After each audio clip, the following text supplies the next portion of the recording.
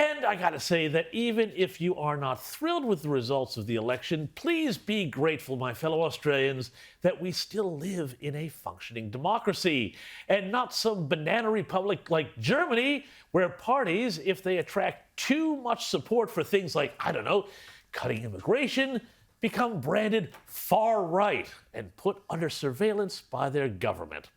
At the same time, though, it is still a bit disappointing here in Australia that our conservatives don't speak with the same clarity as people in the Trump administration. People like Stephen Miller, a senior advisor to the president, who is said to be a front runner for the role of national security advisor after Mike Waltz was punted from the job over that whole little business with the Signal chat. I wanted to introduce you to Miller because I think he's important for Australians to see what this guy is all about and how he is absolutely all in on the America First and mass deportations of illegal, absolutely schooling the press on their hypocrisy in covering immigration. There's a lesson here. Have a look at this. Most of your papers never covered her story when it happened. To the extent that you covered it at all, it was because President Trump forced you to cover it by highlighting it repeatedly over and over again. He had to shame you into covering it.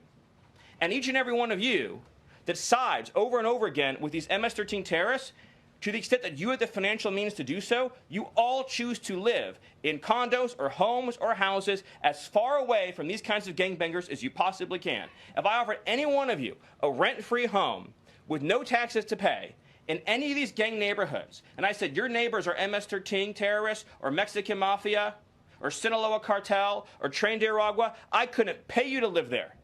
But yet you, with your coverage, are trying to force innocent Americans to have these people as their neighbors, and that one day their daughter may be abducted from their home and raped and murdered. So you're not going to get an ounce of sympathy from this administration or President Trump for the terrorists who've invaded our homes and our country. How good is that guy? And I mean, seriously, can you imagine anyone in Australia speaking to the press gallery like that? But I want to give you a bit more because here he is blowing up a reporter over the issue of whether or not illegal aliens brought in by Joe Biden should be allowed to stay in the country at all. Is it the best use of the administration's resources to be going after moms of young kids, basically? Do you yourself have an opinion on this subject?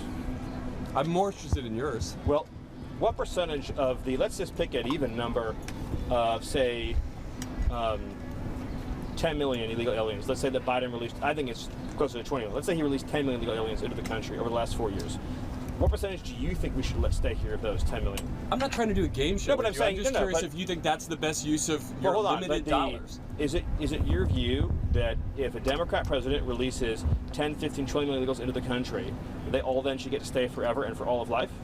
Stephen, I don't have a view about what Democratic presidents do. I'm asking what the Republican president you work for and how he wants to use his resources. So you don't want to answer the question because you know the answer is obvious. I've got even more Stephen Miller. Look at this. All those individuals by law have no right to be here and must be sent home. None of the people that Biden let in have a legitimate asylum claim, have a legitimate claim to relief, have any right or basis to be inside the United States. And now we see a move by the media to say that some subset of the 10, 15, 20 million illegals that Biden let in, who, knowing they're here illegally, choose to stay here, choose to have children, that then we should take the view, oh, you beat the system, you trespass in our country, you failed to leave, you failed to comply with our laws, and now you've had a child, and now what, you get amnesty for life? And what we should ask, what, a laid-off worker in Ohio to now pay for welfare for your entire life? Stephen Miller is also furious about people like Illinois Governor J.B. Pritzker, who in a fiery speech last week called for mass uprisings against Republicans. Here's how Miller responded to that little idea. Well, what I would say is that his comments, if nothing else, could be construed as inciting violence. So President Trump survived 2 assassination attempts against his life.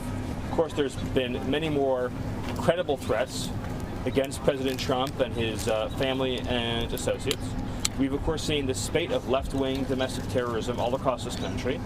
By the way, the destruction of property sits directly adjacent to attacks on humans and physical attacks. So in other words, once you tolerate And once you allow for attacks on property, you're just a step away from people throwing Molotov cocktails into people's homes. Well, he was absolutely right, and that was just an outstanding performance by one of the stars of the Trump administration who every day goes out and delivers an absolute banging masterclass in dealing with the left-wing mainstream media. Now, I reckon he'd be a great national security advisor, but apparently there are rumors in Washington Miller doesn't want to take the job if it means he has to spend less time deporting illegal aliens. My God, how good is that? Anyway, take note, Australian Liberals, as you lick your wounds, because this is how it's done. And by the way, just one more thing. Speaking of the mainstream media, check out what happened when CNN's Van Jones checked in with 3 black Trump voters to see if they would vote for Trump again. Guess what? I'm not sure he was expecting these answers. If you had to do it all over again, would you vote for Donald Trump again, yes or no? Yes, I would. Now, in the future, I am not a diehard Democrat or a diehard Republican. If there were a Democratic candidate who was more aligned for me, then I would vote Democrat. If you go back in time, would you vote for Donald Trump, yes or no? Yes. I think I might know the answer on this thing. She said yes. It's immediately yes. No, I'm sorry. If you had to do it all over again, would you vote for Donald Trump, yes or no? 1,000% absolutely yes. You see, guys, it's really not hard. You stand for something. You don't have to copy the Trump playbook, but you do have to stand for something. And guess what? You win their loyalty and support. Again, it's not that hard, or at least it shouldn't be.